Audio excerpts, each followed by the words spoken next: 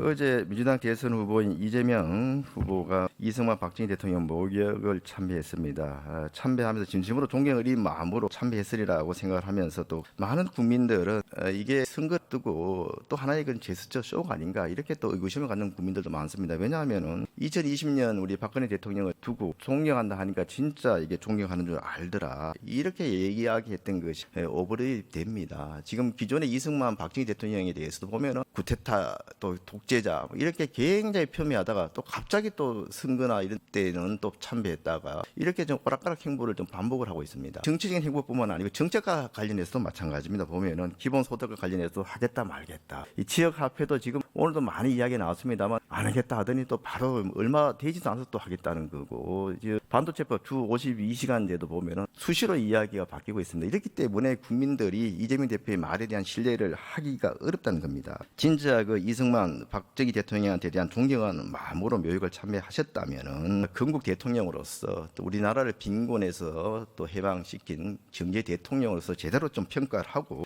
이분들을 좀 선양하기 위한 사업을 좀 가시적으로 추진해 주시기를 부탁을 드립니다. 어제 오늘 또 추경에서 민주당 의원님들 굉장히 지금 윤석열 정부의 경제 최근 한국 경제에 대해서 굉장히 폄훼를 많이 하고 있습니다. 특히 가계부채 증가 또 여러 가지 경제 사항에 대해서 많은 걱정들을 하셨는데 마치 민주당 이야기 또 이재명 후보 이야기만 듣다 보면 우리 경제가 곧 망할 것 같은 그렇게 느껴집니다만 부총리님 우리 경제가 그렇게 지금 위험한 상황이고 허약한 체질입니까? 여러 가지 불확실성 때문에 체감 경기나 이런 게 굉장히 좋지는 않지만 기본적으로 우리 경제의 체질 자체, 그러니까 재정이라든지 가계부채라든지 이런 부분들에 대해서는 그 윤석열 정부 들어서서 저희가 노력을 많이 해서 체질 개선이 좀 됐다고 저는 생각하고 있습니다. 지난 총선 때는 일시적인 무역 적자를 가지고 우리나라 경제가 마치 북한보다도 못한 것처럼 그렇게 또 이게 호도를 했었는데 그럼 가장 경제가 어려운 나라가 미국 아니겠습니까? 그 이후에 사실은 한 19개월 연속 또 무역 흑자를 기록했던 이런 내용들은 전혀 이야기를 안 합니다. 이렇게 전임자에 대해서 굉장히 폄훼해서 본인을 좀 드러내는 것이 이재명 후보가 과거에 정치 성남시장 처음 됐을 때 했던 겁니다. 성남시 모라토리움 선언한 거 아시죠? 성남시가 그 당시 모라토리움 선언할 때 경기도 지자체 중에서 재정 자립도 1위였습니다. 부채 80억 정도밖에 안 됐어요. 성남시의 재정 규모에서 모라토리움은 이게 말도 안 되는 건데 마치 그냥 그 앞에 전임자가 잘못해서 파산한 것처럼 했는데 나중에 됐습니까? 실제 취임 당시보다 훨씬 많은 부채를 남기고 성남시장을 떠났습니다. 저렇게 모라토리움 선언하는 바람에 여러 가지 사업이 줄줄이 보면은 중단됐고 많은 사실 실질적인 손해를 좀 입었습니다. 그리고 더 경악스러운 것은 모라토리움 선언할 사항이 아님에도 불구하고 쇼를 했다는 걸 떳떳하게 본인 입으로 말을 하고 있습니다. 이렇게 저 국민을 대상으로 시민을 대상으로 이렇게 거짓말을 하고도 이렇게 당당할 수 있는지 저는 참 이해가 가지 않습니다. 지역화폐와 관련해서도 마찬가지입니다. 지역화폐의 피해 단점 여러 번 지적이 됐고 연구기관에서도 이야기가 나왔습니다. 한 개 지자체만 지역화폐를 발행하면은 나름대로 그 지역 지자체에는 좀 효과가 있겠습니다만 거의 지금 전 지자체가 지역화폐를 발행하면은 결국은 부자자치단체만 더 혜택이 돌아가고 또 지역화폐를 많이 구입하는 부자한테만 돌아가는 겁니다. 그리고 사용처가 다양한 걸 장점처럼 말씀하셨는데 사용처가 다양하다 보니까 실질적으로 쓰서는 안 될 학원비나 이런 데 주로 쓰이고 있는 겁니다. 유흥비나. 그렇기 때문에 이 부분은 사실상 돈 퍼주기나 마찬가지이기 때문에 좀 자제를 하자는 겁니다.